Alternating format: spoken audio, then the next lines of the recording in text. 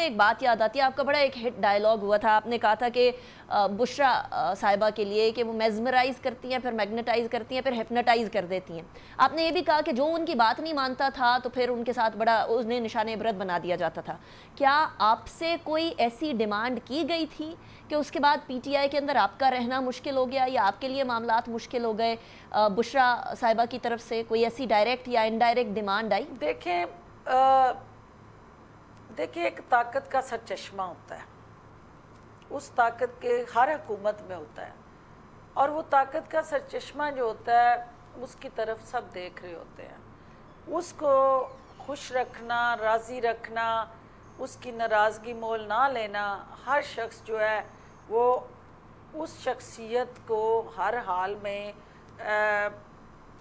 One کرنا چاہتا ہے یا اس کے دل کے قریب ہونا چاہتا ہے۔ ہماری جماعت کے اندر جو طاقت کا سرچشمہ تھی وہ بشرا بی بی تھی، اور بشرا بی بی کی نائب جو تھی وہ فرح گوگی تھی۔ اب جو بھی شخص جو ہے وہ بشرا بی بی کی قربت حاصل کرنا چاہتا تھا وہ ڈائریکٹ بشرا بی بی سے نہیں مل پاتا تھا، تو انہوں نے جو روٹ اختیار کیا ہوتا تھا وہ روٹ تھرو فرح گوگی تھا۔ فرح گوگی جو ہے وہ بشرا بی بی تک رسائی کے لیے اپنے مفادات کے تحت اس کو ٹارگٹ کر کے کوئی نہ کوئی فکس کیا ہوتا تھا میچ انہوں نے، اور سارے منسٹرز، ساری کیبنٹ فرح گوگی کو ہر حال میں خوش رکھنا چاہتی تھی۔ چونکہ میری ذمہ داریاں ایسی تھی، میں 24 گھنٹے مصروف ہوتی تھی، مجھے اپنے گھر والوں سے ملنے کا وقت بھی نہیں ملتا تھا، تو میں تو ان کے گھروں کے باہر جا کے طواف نہیں کر سکتی تھی، نہ میں وہ تحفے طوائف جو ہیں وہ جا کے ان کو خوش رکھنے کے لیے وہ چڑھاوے ان کے دربار پہ چڑھا سکتی تھی، تو میں تو اپنے کام میں لگی ہوتی تھی۔ تو یہ بات ان کو بری لگتی تھی کہ میں آکڑ خانی میں رہتی ہوں، میں جو ہے ان کو پراپرلی نہ سلام کرتی ہوں اور نہ باقی کیبنٹ کی طرح جو ہے وہ ان کی چاپلوسیاں کرتی ہوں اور نہ ان کے ارد گرد پھرتی ہوں۔ اس کی وجہ سے وہ یہ سمجھتی تھی کہ میرا جو ہے وہ وجود جو ہے اس کو نفی ہونا چاہیے، کیونکہ وہ خان صاحب کے کان یہ کہہ کے بھرتی تھی کہ یہ آپ کا ڈیفینڈ صحیح نہیں کرتی ہے، نہ یہ عثمان بزدار کو صحیح ڈیفینڈ کرتی ہے، اور اس کو ہٹایا جائے۔ یہ ساری میں یہ سمجھتی ہوں کہ اگر میں اپنا انالیسس کروں کہ بشرا بی بی مجھ سے کیوں ناراض تھی، تو بشرا بی بی مجھ سے ناراض اس لیے تھی کہ ہر وہ شخص جو خان صاحب کے قریب ہوتا تھا اور خان صاحب کے کانوں تک اس شخص کی رسائی ہوتی تھی، اور خان صاحب کو وہ حقیقت بتانے کی جرات اور ہمت رکھتا تھا، کیونکہ ہر شخص جو ہے وہ پتہ ہوتے ہوئے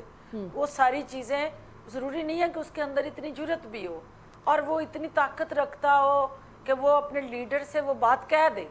انجام سوچے بغیر کہ اس کا انجام کیا ہونا ہے۔ تو بشرا بی بی کو یہ پتہ تھا کہ مجھے اللہ نے وہ سخت ہمت اور طاقت دی ہے سچ بولنے کی، تو میں یہ بات کہوں گی۔ اور میں نے خان صاحب کو جب کہیں تو خان صاحب نے،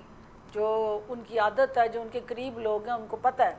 کہ آپ جس کے متعلق انہیں میسج کریں گے، واٹس ایپ کریں گے یا بات کہیں گے، وہ اسی شخص کو وہ میسج فارورڈ کرتے تھے، یعنی آپ کہہ رہی ہیں پیٹ کے ہلکے کہ فلاں نے کہا تمہارے متعلق نہیں، مطلب یہ کہ وہ اسی شخص کو وضاحت انہوں نے طلب کرنی ہوتی تھی کہ تم نے یہ غلط کیا ہے، تو وہ ساتھ اس بندے کا ذکر ضرور کرتے تھے کہ مجھے فلاں نے بتایا کہ تم نے یہ غلط کیا ہے۔ وہ ایک ان کا انداز جو تھا پارٹی کے ہر شخص کو پتا تھا۔ ڈاکٹر صاحبہ، آپ نے کس کے خلاف بات بتائی تھی جو آپ کو مہنگی پڑ گئی؟ میں بریک پہ جانے سے پہلے اس کا جواب ضرور چاہتا ہوں۔ میں نے ان کو پارٹی کے اندر جو کچھ ہو رہا تھا، جو لوٹ سیل لگی ہوئی تھی، جو مینا بازار تھا،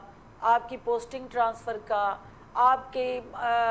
ٹھیکے کے اندر مختلف پروجیکٹس کے اندر جو بندر مانڈ تھی، تو میں نے ان کو بھی نہیں، صرف ان کے ایم ایس کو بھی بتایا اور ایم ایس کو کہا کہ یہ آپ یہ حقیقتیں، اور میری بیوقوفی کہہ لیں کہ مجھے ایم ایس کو نہیں بتانا چاہیے تھا۔